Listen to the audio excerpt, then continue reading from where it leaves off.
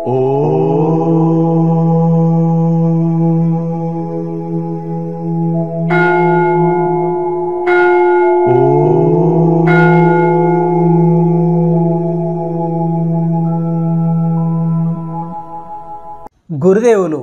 శ్రీ జ్ఞానానందగిరి మహారాజ్ గారి పాదపద్మములకు సాష్టాంగ నమస్కారములు. క్రియాయోగ గురు పరంపరకు, విశ్వ గురు పరంపరకు పాదాభివందనములు. ఒక యోగి ఆత్మకథ, అధ్యాయం 36. పాశ్చాత్య ప్రపంచం పట్ల బాబాజీ ఆసక్తి. గురుదేవా, మీరెప్పుడైనా బాబాజీని కలుసుకున్నారా? శ్రీరాంపూర్లో ప్రశాంతమైన ఒక వేసవి రాత్రి అది. ఆశ్రమం 2వ అంతస్తు బాల్కనీలో నేను శ్రీ యుక్తేశ్వర్ గారి పక్కన కూర్చుని ఉన్నప్పుడు మా తలలకు పైన పెద్ద పెద్ద నక్షత్రాలు మిలమిల మెరుస్తున్నాయి. నా సూటి ప్రశ్నకు గురుదేవులు చిరునవ్వు నవ్వారు. ఆయన కళ్ళు భక్తి ప్రపత్తులతో ప్రకాశించాయి. 3 సార్లు ఆ అమర గురువుల దర్శన భాగ్యం కలిగింది. మేము మొదటిసారి కలుసుకోవడం అలహాబాదులో కుంభమేళా సందర్భంలో. చిరకాలంగా భారతదేశంలో జరిపే మత ధార్మిక ఉత్సవాల్ని కుంభమేళాలంటారు. ఆధ్యాత్మిక లక్ష్యాల్ని అవి జనబాహుళ్యం దృష్టిలో ఎప్పుడూ నిలుపుతూ ఉంటాయి.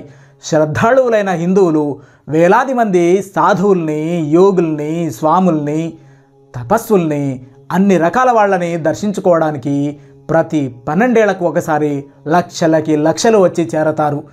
మామూలుగా ఎన్నడూ ఏకాంత స్థలాల్ని విడిచిరాని సాధవులు చాలామంది ఈ మేళాలకు హాజరయ్యి ప్రాపంచిక స్త్రీ పురుషులకు తమ ఆశీస్సులు అందిస్తారు. నేను బాబాజీని కలుసుకున్న నాటికి ఇంకా నేను స్వామిని కాలేదు అంటూ కొనసాగించారు శ్రీ యుక్తేశ్వర్ గారు. కానీ అప్పటికి లాహిరి మహాశయుల దగ్గర క్రియాయోగ దీక్ష తీసుకున్నాను. 1894 జనవరిలో అలహాబాద్లో జరిగే మేళాకు వెళ్ళమని నన్ను ఆయన ప్రోత్సహించారు. నాకది మొట్టమొదటి కుంభమేళా అనుభవం. ఆ కోలాహలము, ఆ జన ప్రవాహము చూసి నేను కొద్దిగా దిగ్భ్రమ చెందాను. చుట్టూ గుచ్చిగుచ్చి చూశాను. తేజస్సు గల ఒక్క సద్గురువు ముఖము నాకు కనిపించలేదు. గంగానది ఒడ్డున ఒక వంతెన దాటుతూ ఉండగా దగ్గరలోనే నిలబడి ఉన్న ఒక పరిచయస్తుడిని చూశాను. అతని భిక్షాపాత్ర ముందుకు చాపి ఉంది. ఈ మేళ అంతా గోల, గందరగోళము, బిచ్చగాళ్ళు తప్ప మరేమీ లేదు అనుకున్నాను నిరాశపడి.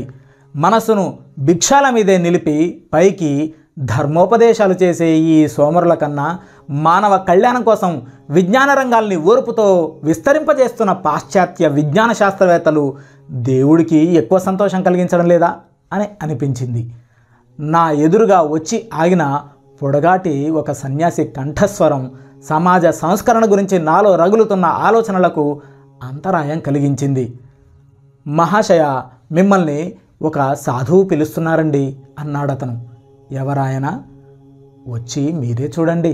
కొంచెం వెనకాడుతూనే ఆయన టూకీగా ఇచ్చిన ఈ సలహాని పాటించి ఒక చెట్టు దగ్గరికి వచ్చాను. ఆ చెట్టు కొమ్మల నీడన ఆకర్షకమైన శిష్య బృందంతో ఉన్న ఒక గురువు గారిని చూశాను. మిలమిలా మెరిసే నల్ల కళ్ళతో తేజస్వంతమైన అసాధారణ విగ్రహం గల ఆ గురువు గారు నేను వస్తుండగా లేచి నించుని నన్ను కావలించుకున్నారు. స్వాగతం స్వామీజీ అన్నారాయన ఆప్యాయంగా. అయ్యా, నేను స్వామిని కానండి అని ఒత్తి పలికాను. స్వామి అన్న బిరుదు ఎవరికి ఇమ్మని దైవపరంగా నాకు ఆదేశం వచ్చిందో వాళ్ళు దాన్ని పరిత్యజించరు. ఆయన నాతో సౌమ్యంగానే మాట్లాడారు. కానీ ఆయన మాటల్లో గాఢమైన సత్యనిష్ట ధ్వనించింది. తక్షణమే ఒకానొక ఆధ్యాత్మిక ఆశీర్వాద తరంగం నన్ను ముంచెత్తేసింది. సనాతన సన్యాస ఆశ్రమ స్థాయికి హఠాత్తుగా నన్ను పెంచినందుకు చిరునవ్వు నవ్వుతూ, ఆ విధంగా నన్ను గౌరవించి మానవ రూపంలో ఉన్న మహామహులుగా, దేవదూత సదృశులుగా స్పష్టమవుతున్న ఆయన పాదాలకు ప్రణామం చేశాను. ఉత్తరోత్తర శ్రీ యుక్తేశ్వర్ గారికి బుద్ధగయలోని మహంతు గారు అనుష్ఠానికంగా సన్యాస దీక్ష ఇచ్చారు. బాబాజీ, నిజంగా బాబాజీయే చెట్టు కింద తమకు దగ్గరగా ఉన్న ఒక ఆసనం నాకు చూపించారు. ఆయన బలిష్టంగా పడుచు వయసులో ఉన్నవారు. లాహిరి మహాశయుల్ని పోలి ఉన్నారు. ఈ మహానుభావులు ఇద్దరి రూపురేఖల్లోనూ ఉండే అసాధారణమైన పోలికల్ని గురించి అంతకుముందు నేను తరచుగా వినే ఉన్నప్పటికీ అప్పుడు ఆ పోలిక నాకు తట్టలేదు. ఒక వ్యక్తి మనస్సులో ఏ నిర్దిష్ట భావమైనా తలెత్తకుండా నిరోధించే శక్తి బాబాజీకి ఉంది. ఆయన్ని నేను గుర్తుపట్టి భయభక్తుల్లో మునిగిపోకుండా తమ సమక్షంలో పూర్తిగా సహజంగా ఉండాలని మహాగురువులు ఆశించారని స్పష్టమవుతుంది. కుంభమేళా గురించి ఏమనుకుంటున్నావు? స్వామి, నాకు చాలా నిరాశ కలిగిందండి అని చెప్పి చటుక్కున ఇంకా ఇలా అన్నాను. మిమ్మల్ని కలుసుకునేంత వరకు ఏమిటో కానీ సాధువులకి ఈ సంక్షోభానికి పొత్తు కుదిరినట్టు కనిపించడం లేదండి బాబు అంటూ ప్రారంభించారు ఆ మహాగురువులు. ఆయన వయస్సుకు నేను దాదాపు రెట్టింపు వయసులో ఉన్నట్టు పైకి కనిపిస్తున్నప్పటికీ ఎక్కువ మందిలో తప్పులున్నాయి కదా అని అందరూ చెడ్డవాళ్ళు అని తీర్పు చెప్పకూడదు. ఇసుక పంచదారల మిశ్రమంలాగా ఈ భూమి మీద ఉన్న ప్రతిదీ మిశ్రమ స్వభావం కలిగి ఉన్నదే. పంచదార మాత్రమే తీసుకుని ఇసుకను ముట్టకుండా వదిలేసే తెలివైన చీమ మాదిరిగా ఉండు. ఇక్కడున్న చాలామంది సాధువులు మాయలో సంచరిస్తున్నప్పటికీ దైవ సాక్షాత్కారానుభూతి గల కొద్ది మంది వల్ల ఈ మేళ పునీతమయ్యింది. ఈ మహాగురువులతో నాకు సమాగమం జరిగినందువల్ల నేను త్వరగానే ఆయన అభిప్రాయంతో ఏకీభవించాను. విశాలమైన నీ గుండెలో మానవులందరికీ చోటు ఉంది, అందుకే నిన్నిక్కడికి పిలిపించాను. తూర్పు పడమర దేశాలు కార్యకలాపాల్ని ఆధ్యాత్మికతను మేళవించిన చక్కని మధ్య మార్గాన్ని ఏర్పరచుకోవాలి అంటూ ఇంకా చెప్పారు బాబాజీ. భౌతిక అభివృద్ధి విషయంలో పడమటి దేశాల నుంచి భారతదేశం నేర్చుకోవాల్సింది చాలా ఉంది. దానికి బదులుగా పడమటి దేశాలు తమ మత విశ్వాసాలకు యోగ శాస్త్రీయమైన గట్టి పునాదులు ఏర్పరచుకోవడానికి తోడ్పడే విశ్వజనీన పద్ధతుల్ని భారతదేశం నేర్పగలదు. స్వామీజీ, పాశ్చాత్య ప్రపంచాల మధ్య ముందు జరగబోయే సామరస్యపూర్వకమైన వినిమయంలో మీరు నిర్వహించవలసిన పాత్ర ఒకటి ఉంది. మరికొన్నేళ్లకి నేను మీ దగ్గరికి ఒక శిష్యుణ్ణి పంపుతాను. పాశ్చాత్య ప్రపంచంలో యోగ విద్యాభ్యాసానికి మీరతన్ని తర్ఫీదు చేయగలరు.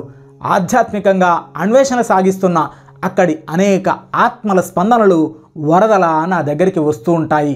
అమెరికాలోనూ యూరప్లోనూ జాగృతి పొందడానికి ఎదురు చూస్తున్న భవిష్యత్ సాధువుల్ని నేను చూస్తూ ఉన్నాను. తమ కథనంలో ఈ అంశం దగ్గర శ్రీ యుక్తేశ్వర్ గారు తమ దృష్టి పూర్తిగా నా మీద కేంద్రీకరించారు. నాయన, అనేక సంవత్సరాలకు పూర్వమే నా దగ్గరికి పంపుతానని బాబాజీ మాట ఇచ్చిన శిష్యుడివి నువ్వే అన్నారు గురుదేవులు పండు వెన్నెట్లో చిరునవ్వు చిందిస్తూ. బాబాజీయే నాకు శ్రీ యుక్తేశ్వర్ గారి సన్నిధికి దారి చూపించి నడిపించారని తెలిసి సంతోషించాను. అయినా నా గురువర్యులకు నిరాడంబర ఆశ్రమ ప్రశాంతికి దూరంగా ఎక్కడో దూరాన ఉన్న పాశ్చాత్య ప్రపంచంలో నా ఉనికిని ఊహించుకోవడం నాకు కష్టమైంది. తర్వాత బాబాజీ భగవద్గీత గురించి మాట్లాడారు అంటూ చెప్పసాగారు శ్రీ యుక్తేశ్వర్ గారు. గీతలో చాలా అధ్యాయాలకి నేను వ్యాఖ్యలు రాశానన్న సంగతి తమకు తెలుసునన్నట్లుగా మెచ్చుకుంటూ కొన్ని మాటల్లో ఆయన సూచించడంతో ఆశ్చర్యచకితుడిని అయ్యాను. నా కోరిక మన్నించి స్వామీజీ మీరు మరో పని చేపట్టండి అన్నారు మహాగురువులు. క్రైస్తవ హిందూ పవిత్ర గ్రంథాలకి మూలభూతంగా ఉన్న సమరసతను గురించి మీరు చిన్న పుస్తకం రాయరు? ఉత్ప్రేరితులైన దైవపుత్రులు అవే సత్యాల్ని ప్రవచించారని, మానవుల పాక్షిక భేదాల వల్ల వాటి ఏకత్వం ఇప్పుడు మరుగున పడిపోయిందని సమానార్థక గ్రంథ భాగాలు ఉదాహరిస్తూ నిరూపించండి.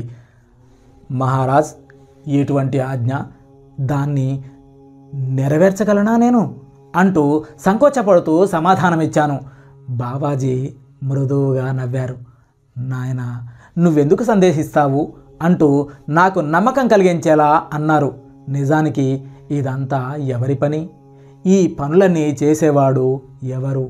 ఈశ్వరుడు నా చేత ఏది చెప్పిస్తే అది సత్యమై తీరక తప్పదు. ఆ సాధువు ఆశీస్సుల వల్ల నేను ఆ శక్తి పొందినట్లు భావించి ఆ పుస్తకం రాయడానికి ఒప్పుకున్నాను. నేను సెలవు తీసుకోవాల్సిన సమయం వచ్చిందని అనిపించి మనసు ఒప్పకపోయినా నా పత్రాసనం మించి లేచాను. నీకు లాహిరి తెలుసా అని అడిగారు మహాగురువులు. అతను మహాత్ముడు కదూ, మనం కలుసుకున్న సంగతి అతనికి చెప్పు. ఆ తర్వాత లాహిరి మహాశయులకు అందించవలసిన వర్తమానం నాకు చెప్పారు. వీడుకోలుగా నేను సవినయంగా వంగి నమస్కారం చేసిన తర్వాత ఆ సాధువు ప్రసన్నంగా చిరునవ్వు నవ్వారు. నీ పుస్తకం పూర్తయిన తర్వాత నిన్నోసారి చూడ్డానికి వస్తాను అని మాట ఇచ్చారు. ప్రస్తుతానికి సెలవు. ఆ మర్నాడు నేను కాశీ వెళ్ళడానికి రైలు ఎక్కాను. మా గురుదేవుల నివాసానికి చేరి కుంభమేళాలో కనిపించిన అద్భుత యోగి కథ అంతా ఏకరువు పెట్టాను. అయ్యో, అతన్ని గుర్తుపట్టలేదా నువ్వు? లాహిరి మహాశయుల కళ్ళు నవ్వుతో నువ్వు గుర్తుపట్టలేకపోయావని తెలుస్తోంది. అందుకైన అడ్డు పెట్టారు నిన్ను. ఆయన అసదృశులైన నా గురుదేవులు, దైవ స్వరూపులైన బాబాజీ. బాబాజీ అంటూ మారు పలికాను. ఆశ్చర్యచకితుడినై, యోగీశ్వరులు బాబాజీ, దుష్టాదృశ్య రక్షకులు బాబాజీ.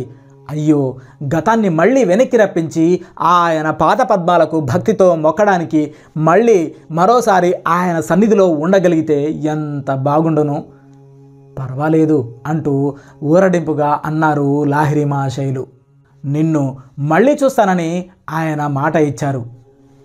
గురుదేవా, దైవతుల్యులైన ఆ గురువులు మీకు వర్తమానం అందించమని చెప్పారు నాకు. లాహిరికి చెప్పు, ఈ జన్మ కోసం నిలవ చేసి ఉంచిన శక్తి ఇప్పుడు చాలా తక్కువ స్థాయిలో ప్రవహిస్తూ ఉంది. అది దాదాపు అయిపోయినట్టే. గూఢార్థం గల ఈ మాటలు నేను అనడంతో లాహిరి మహాశయుల విగ్రహం పిడుగు వచ్చి మీద పడ్డట్టుగా కంపించిపోయింది. ఒక్క లిప్తలో అంతా నిశ్శబ్దమైపోయింది. చిరునవ్వు చిందే ఆయన ముఖ కవళిక ఊహించరానంత కఠినమైపోయింది. గంభీరంగా నిశ్చలంగా కూర్చొని ఉన్న కొయ్యబొమ్మ మాదిరిగా ఆయన దేహం వివరణమైంది. నేను భయభ్రాంతుడయ్యాను. ఈ ఆనందమూర్తి అంత ఆశ్చర్యకరమైన గాంభీర్యం ప్రదర్శించడం నా జీవితంలో అంతకు ముందెన్నడూ చూడలేదు. అక్కడున్న తక్కిన శిష్యులు భయంగా చూశారు. 3 గంటలు నిశ్శబ్దంగా గడిచిపోయాయి.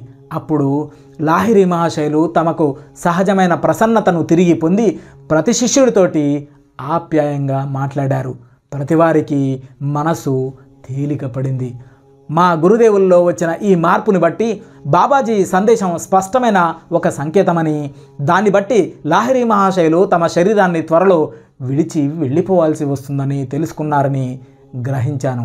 గురుదేవులు తక్షణమే తమను తాము అదుపులో పెట్టుకొని భౌతిక ప్రపంచంతో తమకు ముడిపడి ఉన్న చిట్టచివరి దారాన్ని తెంపుకొని చిరంతన పరమాత్మతత్వంలోకి పలాయనం చేశారని ఆయన భీకర మౌనం నిరూపించింది. బాబాజీ సందేశం, నేను నీతో ఎప్పుడూ ఉంటాను అని చెప్పడానికి ఆయన అనుసరించిన పద్ధతి. బాబాజీ, లాహిరి మహాశయులు సర్వజ్ఞులైనప్పటికీ నా ద్వారా కానీ మరో మధ్యవర్తి ద్వారా కానీ ఒకరికొకరు వర్తమానాలు పంపుకోవాల్సిన అవసరం లేనప్పటికీ ఆ మహానుభావులు మానవ నాటకంలో ఒక పాత్ర నిర్వహించడానికి తరచుగా ఇతరులను అనుగ్రహిస్తూ ఉంటారు. అప్పుడప్పుడు తమ భావి దర్శనాల్ని మామూలు పద్ధతిలో వార్తావాహుల ద్వారా తెలియజేస్తూ ఉంటారు. ఎందుకంటే తమ మాటలు నెరవేరిన తర్వాత ఈ కథ వినే జనబాహుళ్యంలో ఇతోధికమైన దైవభక్తి కలిగించడానికి. త్వరలోనే నేను కాశీ నుంచి వచ్చేసి శ్రీరాంపూర్లో బాబాజీ కోరిన పవిత్ర గ్రంథరచనా కార్యక్రమానికి పూనుకున్నాను అంటూ ఇంకా చెప్పారు శ్రీ యుక్తేశ్వర్ గారు. నేను ఇలా పనికి పూనుకున్నానో లేదో ఆ అమర గురుదేవులకు అంకితంగా ఒక శ్లోకం రాయాలన్న ఉత్ప్రేరణ నాలో కలిగింది. అంతకుముందెన్నడూ నేను సంస్కృత కవిత్వ రచనకు పూనుకోకపోయినప్పటికీ మధురమైన పద్యపాదాలు అనాయాసంగా నా కలంలోంచి ప్రవహించసాగాయి. ప్రశాంత నిషీధ సమయంలో నేను బైబిలును, సనాతన ధర్మశాస్త్ర గ్రంథాలని సరిపోల్చి చూడడంలో నిమగ్నుణ్ణి అయ్యాను. సనాతన ధర్మం అంటే శాశ్వతమైన మతం అని అర్థం. వేదబోధల సమస్తానికి పెట్టిన పేరు ఇది. అలెగ్జాండరు ఆధ్వర్యంలో పశ్చిమ భారతదేశం మీద దండెత్తిన గ్రీకులు సింధు నదీ తీరాన ఉన్న ప్రజలను ఇండూస్ లేక హిందూస్ అని పిలిచినప్పటి నుంచి సనాతన ధర్మం హిందూ మతంగా ప్రాచుర్యంలోకి వచ్చింది. పావనమూర్తి యేసు ప్రభువు వాక్కుల్ని ఉదాహరిస్తూ ఆయన ఉపదేశాలు వస్తుతః వేద దర్శనాలతో ఏకీభవిస్తాయని నిరూపించాను. పరమగురువుల కృప వల్ల ద హోలీ సైన్స్ అంటే కైవల్య దర్శనం అన్న నా పుస్తకం చాలా కొద్ది కాలంలోనే పూర్తయింది. పరమ గురువు శబ్దం ఒకని గురువుకు గురువును సూచిస్తుంది. ఆ విధంగా లాహిరి మహాశయుల గురువైన మహావతార్ బాబాజీ శ్రీ యుక్తేశ్వరులకు పరమ గురువు. విశ్వాసంతో క్రియాసాధన చేసే వైఎస్ఎస్ ఎస్ఆర్ఎఫ్ సభ్యులందరి ఆధ్యాత్మికాభివృద్ధికి బాధ్యత వహించే భారతీయ గురు పరంపరలో అత్యున్నత గురువు మహావతార్ బాబాజీ. నా రచనా కార్యక్రమం ముగిసిన మర్నాడు పొద్దున గంగలో స్నానం చేయడానికి ఇక్కడ రాయ్ఘాట్ రేవుకు వెళ్ళాను అంటూ చెప్పారు శ్రీ యుక్తేశ్వర్ గారు. రేవు నిర్మానుష్యంగా ఉంది. వెచ్చవెచ్చని ఎండలో ప్రశాంతిని అనుభవిస్తూ కొద్దిసేపు నిలకడగా ఉండిపోయాను. తళతళలాడే నీళ్లలో ఒక్క మునుగు మునిగి ఇంటికి బయలుదేరాను. ఆ నిశ్శబ్దంలో వినవస్తున్న శబ్దం వల్ల నేను అడుగు తీసి అడుగు వేస్తున్నప్పుడు గంగలో తడిసిన బట్ట రెపరెపలాడుతూ చేస్తున్న చప్పుడే. ఏటి ఒడ్డున విశాలమైన పెద్ద మర్రి చెట్టున్న తావు ఒకటి కొంచెం దాటి వెళ్ళేసరికి ఎందుకో వెనక్కి తిరిగి చూడాలన్న గట్టి ఊపు ఒకటి వచ్చింది. అక్కడ మర్రి చెట్టు నీడన కొద్దిమంది శిష్యుల నడమ కూర్చుని ఉన్నారు మహామహులు బాబాజీ. అభినందనలు స్వామీజీ. నేను కలగనడం లేదని నమ్మకం కలిగించడానికి మహాగురువుల కంఠస్వరం మధురంగా వినిపించింది. మీ పుస్తక రచన విజయవంతంగా ముగించడం గమనించాను. మీకు మాట ఇచ్చిన ప్రకారం మీకు ధన్యవాదాలు చెప్పడానికి ఇక్కడున్నాను. దడదడలాడుతున్న గుండెతో ఆయన పాదాల ముందు సాగిలపడ్డాను. పరమ గురూజీ, మీరు మీ శిష్యులు దగ్గరలో ఉన్న మా ఇంటిని పావనం చేయరు అంటూ ప్రాధేయపూర్వకంగా విన్నవించుకున్నాను. పరమగురువులు చిరునవ్వుతో నిరాకరించారు. వద్దు నాయన, చెట్ల నీడంటే ఇష్టపడే మనుషులం మేము. ఈ చోటు చక్కగా సుఖంగా ఉంది, కాసేపు ఉండండి అంటూ ప్రాధేయపూర్వకంగా ఆయన వైపు చూశాను.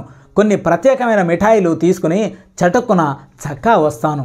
గురువుల దర్శనం చేసుకున్నప్పుడు ఫలహారాలు సమర్పించకపోవడం భారతదేశంలో ఆయన్ని అగౌరవపరచడం కిందకు లెక్కకు వస్తుంది.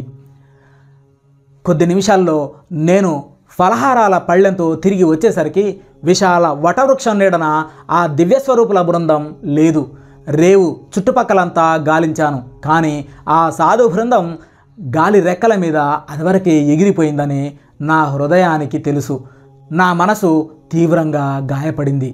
మళ్ళీ మేం కలుసుకున్నా కూడా నేను బాబాజీతో మాట్లాడను అనుకున్నాను మనసులో. అంత హఠాత్తుగా ఆయన వెళ్ళిపోయి నా మీద నిర్దయ చూపించారు. నిజంగా ఇది ప్రణయ కోపం, అంతకు మించి మరేమీ లేదు. మరికొన్ని నెలలకి నేను కాశీలో లాహిరి మహాశయుల్ని దర్శించాను. నేను గదిలోకి ప్రవేశించగానే మా గురువులు పలకరింపుగా చిరునవ్వు నవ్వారు. రావయ్యా యుక్తేశ్వర్ అన్నారాయన. నా గది గుమ్మంలో నువ్వు బాబాజీని చూశావా? లేదండి అని జవాబిచ్చాను ఆశ్చర్యంగా. ఇలారా. లాహిరి మహాశయులు నా నుదుటిని మెల్లగా స్పృశించారు.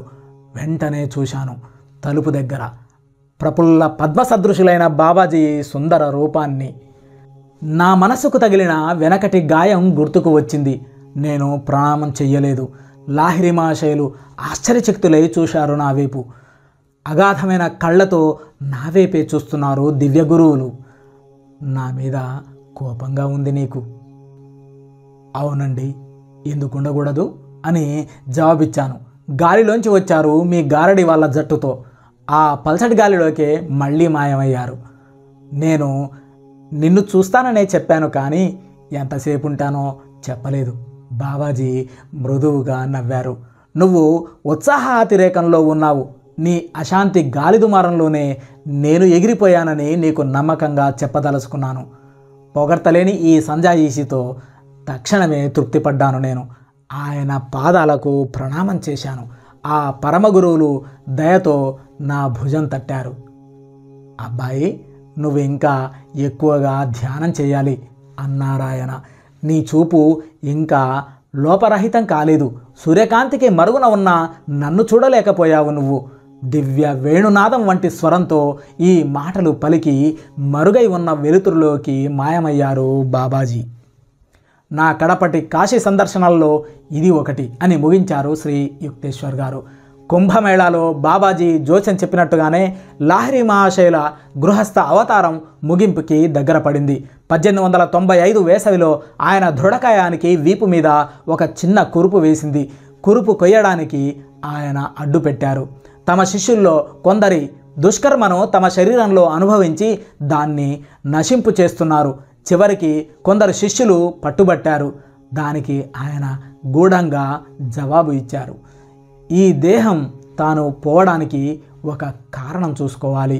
మీరు ఏం చేయదలుచుకున్నా నేను ఒప్పుకుంటాను. కొద్ది కాలంలో ఆ అసదృశ గురుదేవులు కాశీలో తనువు చాలించారు. ఆయన కోసం నేనిక ఆయన చిన్న గదికి వెళ్ళక్కరలేదు. నా జీవితంలో ప్రతిరోజు ఆయన సర్వోపగత మార్గదర్శిత్వంతో ధన్యమవుతోంది. చాలా ఏళ్ల తర్వాత లాహిరి మహాశయుల నిర్యాణాన్ని గురించి అద్భుతమైన వివరాలు అనేకం ఉన్నత స్థితిని అందుకున్న స్వామి కేశవానంద అనే శిష్యుల నోట మీదుగా విన్నాను. నేను కేశవానంద గారి ఆశ్రమాన్ని సందర్శించిన సందర్భం రానున్న 491 నుండి 494 పేజీల్లో వివరించడం జరిగింది. మా గురుదేవులు శరీరాన్ని విడిచిపెట్టడానికి కొన్నాళ్ల ముందు నేను హరిద్వారంలో నా ఆశ్రమంలో కూర్చొని ఉండగా నా ఎదుట ఆయన సాక్షాత్కరించారు. వెంటనే కాశీకి రా, ఈ మాటలతో లాహిరి మహాశయులు అదృశ్యమయ్యారు. వెంటనే నేను రైలెక్కి కాశీకి బయలుదేరాను. మా గురుదేవుల ఇంట్లో చాలామంది శిష్యులు చేరి ఉన్నారు. ఆ రోజున గురుదేవులు కొన్ని గంటల పాటు గీతను వ్యాఖ్యానిస్తూ ఇక నుంచి బాబాజీతో హిమాలయాల్లో కొంతకాలం గడుపుతాను, ఆ తర్వాత బాబాజీతో బ్రహ్మాండంలో ఆశి పురస్సరంగా నాతో కొన్ని మాటలు పలికి అంతర్ధానమయ్యారు. లోకాతీత గురుదేవులు. అద్భుతమైన ఉత్తేజంతో నిండిపోయింది నా గుండె. క్రీస్తు కబీర్ల శిష్యులు తమ గురుదేవుల్ని వారి భౌతిక మరణానంతరం సజీవ రూపంలో దర్శించినప్పుడు ఎటువంటి ఆత్మోన్నతి అనుభూతమైందో నాకు అటువంటిదే అనుభూతమైంది. కబీరు 16వ శతాబ్ది నాటి గొప్ప సాధువు. ఆయన అసంఖ్యాక శిష్యుల్లో హిందువులు, ముస్లింలు ఉండేవారు. కబీరు నిర్యాణానంతరం ఆయన శిష్యులు ఆయనకు అంత్యక్రియలు జరపవలసిన విధానం గురించి తగవలాడుతున్నారు.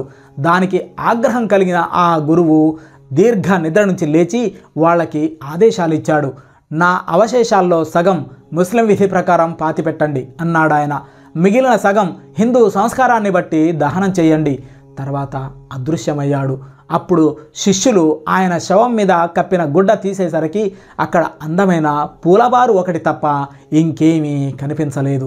వాటిలో సగం తీసుకొని ముస్లింలు మఘార్లో భక్తి శ్రద్ధలతో సమాధి చేశారు. వాళ్ళు ఇప్పటికీ ఆ సమాధికి మొక్కుతూ ఉంటారు. తక్కిన సగం హిందూ సంస్కారానుసారంగా కాశీలో దహనం చేశారు. ఆ స్థలంలో కబీర్చూరా అనే మందిరాన్ని కట్టారు. భక్తులు వేలాదిగా దాన్ని దర్శిస్తారు. కబీరు పడచు వయసులో ఉండగా మార్మిక మార్గంలో సూక్ష్మమైన జ్ఞానోపదేశం కావాలని కోరుతూ 2 శిష్యులు ఆయన దగ్గరికి వచ్చారు. వాళ్ళకి ఆ గురువు టూకీగా ఇలా జవాబిచ్చాడు. కోయి కెహత్ దూరీ హై యహకి దూరక్ బాత్ నిరాసి సోతేరో మన్మోహి విరాజే అమర్ పురుష్ అవినాసి మోహిం సుని సుని అవే హాసి పానీ మే మీన్ పియాసి. దారి అంటూ చెప్పినప్పుడు దూరం అనేది ఉంటుంది. దానికి ఆయన దరిదాపులోనే ఉంటే నీకు దారి అన్నదే అవసరం లేదు. నాకు నవ్వొస్తుంటుంది నీళ్లలో చేపకు దాహంగా ఉందని ఎవరైనా చెప్పగా విన్నప్పుడు. హరిద్వారంలో ఉన్న నా ఏకాంత ఆశ్రమానికి నేను తిరిగి వెళ్ళినప్పుడు లాహిరి మహాశయుల పవిత్ర చితాభస్మంలో కొంత భాగం కూడా తీసుకుని వెళ్ళాను. నాకు తెలుసు, దేశ కాలావధులు గల పంజరంలోంచి ఆయన తప్పించుకుపోయారని, సర్వవ్యాపకత విహంగం విముక్తమైందని. ఆయన చితాభస్మానికి సమాధి కట్టించడం నా మనసుకు ఊరట కలిగించింది అంటూ చెప్పుకొచ్చారు కేశవానంద గారు. పునరుద్ధానం చెందిన గురుదేవుల్ని దర్శించే భాగ్యం పొందిన మరో శిష్యులు సాధు ప్రవృత్తి గల పంచానన్ భట్టాచార్య గారు. నేను కలకత్తాలో ఆయన ఇంటికి వెళ్ళి గురుదేవులతో ఆయన గడిపిన అనేక సంవత్సరాల వృత్తాంతాన్ని ఆనందంగా విన్నాను. చివర తమ జీవితంలో కల్లా అత్యద్భుతమైన ఘట్టం ఒకటి చెప్పారు ఆయన. పంచానన్ భట్టాచార్య గారు బీహార్లో ఉన్న దేవగఢ్లో 17 ఎకరాల తోటలో శివాలయం ఒకటి నిర్మించారు. అందులో లాహిరి మహాశైల తైలవర్ణ చిత్రం ఒకటి ప్రతిష్ఠించారు. లాహిరి మహాశైల దహనం జరిగిన మర్నాడు పొద్దున 10 గంటలకి ఇక్కడ కలకత్తాలో జీవద్విభవంతో నా ముందు ప్రత్యక్షమయ్యారాయన. 2 శరీరాల సాధువు స్వామి ప్రణవానంద గారు కూడా తమ అతీంద్రియానుభూతిని నాకు వివరించారు. మా రాంచీ విద్యాలయాన్ని సందర్శించిన సందర్భంలో ప్రణవానంద గారు నాకిలా చెప్పారు. లాహిరి మహాశైలు శరీరాన్ని విడిచిపెట్టడానికి కొన్నాళ్ల ముందు ఆయన దగ్గర నుంచి నాకు ఉత్తరం వచ్చింది. నన్ను వెంటనే కాశీకి రమ్మని రాశారాయన అందులో. అయితే తప్పనిసరి ఆటంకం వల్ల నా ప్రయాణం ఆలస్యమైంది. వెంటనే బయలుదేరలేకపోయాను. నేను కాశీ ప్రయాణానికి సిద్ధమవుతూ ఉండగా పొద్దున 10 గంటల వేళ మా గురుదేవుల ఉజ్వల రూపాన్ని నా గదిలోనే చూసి ఆనందం పట్టలేకపోయాను. కాశీకి రావాలని తొందరెందుకు అన్నారు చిరునవ్వు చిందిస్తూ. నన్నింకా అక్కడ చూడవు. ఆయన మాటల్లో అర్థం నాకు స్ఫురించేసరికి గుండె పగిలి వలవల ఏడ్చేశాను. ఆయన్ని కేవలం అంతర్దర్శనలోనే చూస్తున్నానని నమ్మి గురుదేవులు ఓదార్పుగా నా దగ్గరికి వచ్చారు. ఇక్కడ నా కండపట్టి చూడు అన్నారు. ఎప్పటిలాగే నేను జీవించి ఉన్నాను. దుఃఖపడకు, ఎప్పటికీ నీతోనే ఉండడం లేదు. ఈ 3 మహాశిష్యుల నోళ్ల నుంచి అద్భుత సత్యాన్ని తెలిపే కథ బయల్పడింది. లాహిరి మహాశైల దేహం మంటలకు ఆహుతి అయిన మర్నాడు పొద్దున 10 గంటల వేళ రూపాంతరం చెందినప్పటికీ వాస్తవమైన దేహంలో 3 వేరువేరు నగరాల్లో 3 శిష్యుల ముందు ఆయన సాక్షాత్కరించారు. నశ్వరమైన దీనికి అనశ్వరత సిద్ధిస్తే, మర్త్యుడు అమరత్వం సాధిస్తే అప్పుడు మృత్యువును విజయం కబళించేసిందన్న లిఖిత సూక్తి రుజువవుతుంది. మరణమా, ఎక్కడ నీ కాటు? శ్మశానమా, ఎక్కడ నీ విజయం? కొరంథీయులు 15వ అధ్యాయం 54-55 వచనాలు. చనిపోయిన వాళ్ళని దేవుడు లేపుతాడన్న సంగతి నమ్మలేని మాటగా ఎందుకు అనుకోవాలి మీరు?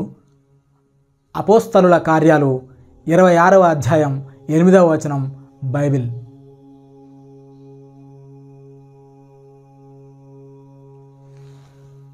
జై జ్ఞానానందగిరి మహారాజ్కి జై. జై గురుదేవ్, జై గురుదేవ్, జై గురుదేవ్.